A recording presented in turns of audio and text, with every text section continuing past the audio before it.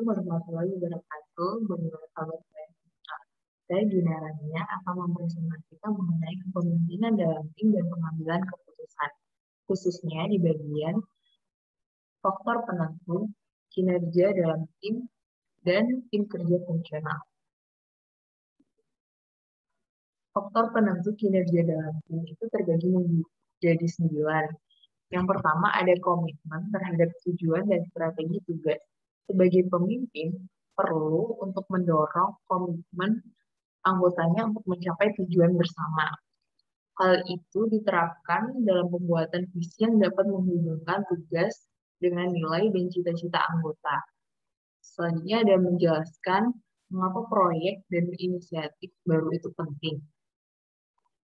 Selanjutnya, pemimpin juga perlu untuk menetapkan tujuan secara jelas dan menantang supaya para anggotanya itu lebih mengerti perannya.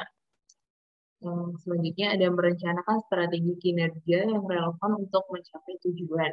Dan selanjutnya, memberdayakan anggota agar ikut berpartisipasi secara aktif dalam kegiatan perencanaan dan pengembangan kreativitas untuk memecahkan masalah.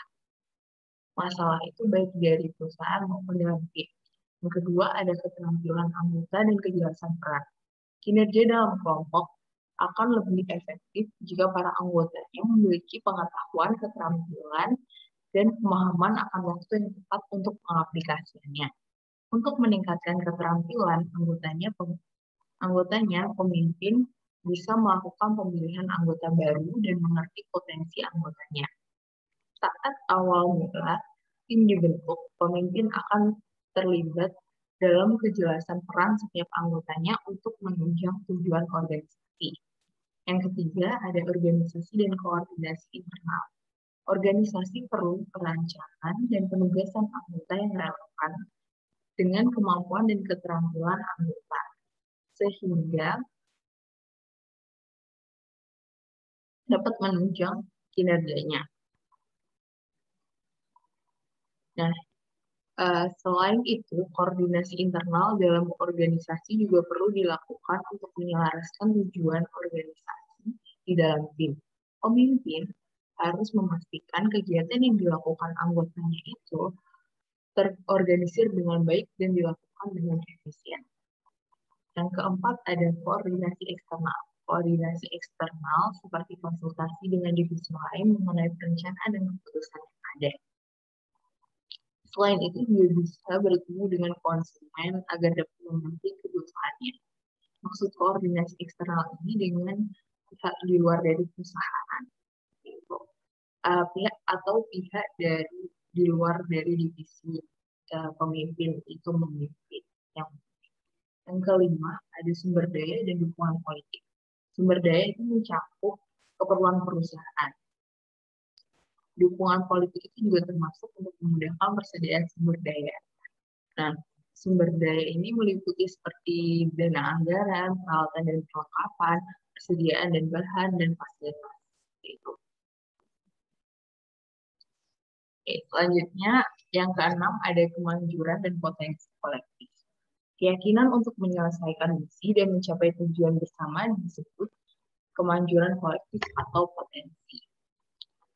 Yang mendorong kemajuan kolektif ini saat keterampilan anggotanya tinggi, tingkat kepercayaan dan kerjasama sesama anggotanya tinggi, sumber daya yang cukup, dan kesesuaian strategi kinerja anggotanya.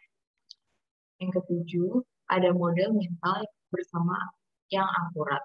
Model mental itu pengertiannya adalah penggambaran keyakinan kita yang digunakan untuk menentukan tindakan dan keputusan. Pemecahan masalah dalam organisasi menjadi sulit jika model keyakinan setiap anggotanya berbeda.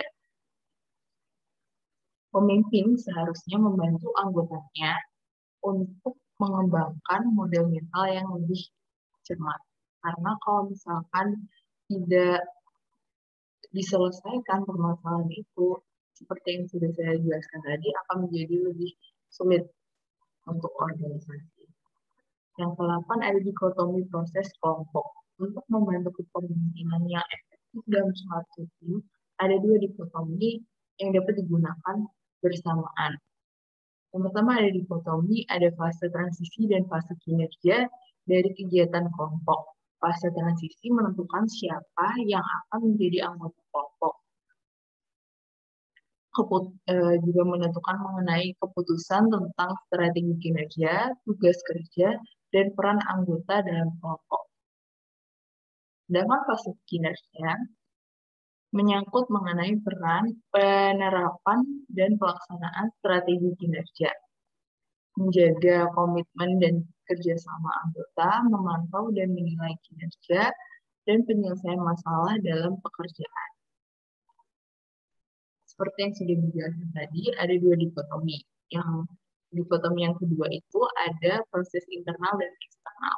Proses internal itu melibatkan dalam perusahaan, sedangkan eksternal itu melibatkan dengan interaksi dan hubungan dengan luar dari dengan organisasi luar itu atau dari pihak luar. Yang kesembilan ada keragaman anggota. Anggota yang beragam cenderung sulit diterima karena orang cenderung sulit untuk menerima perbedaan keyakinan, nilai, dan tradisi. Kekurangan keragaman anggota ini membuat keterbatasan komunikasi karena perbedaan dari bahasanya, keyakinan, nilai, dan tradisi kebiasaannya seperti itu. Nah, kelebihannya, keragaman anggota ini akan menghasilkan solusi yang kreatif. Karena setiap anggota memiliki perspektif yang berbeda. Setiap anggota memiliki pandangan yang berbeda terhadap pemecahan masalah. Selanjutnya ada tim kerja fungsional. Setiap anggota dalam tim kerja fungsional memiliki spesialisasi masing-masing. Biasanya ada pemimpin yang digunakan untuk operasi internal dan mengelola hubungan dengan pihak eksternal.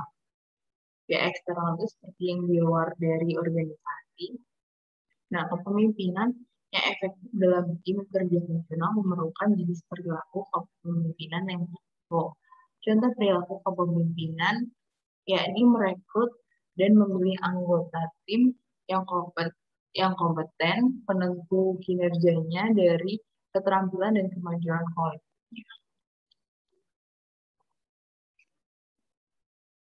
Sekian presentasi saya kali ini. Kurang lebihnya mohon maaf. Wassalamualaikum warahmatullahi wabarakatuh.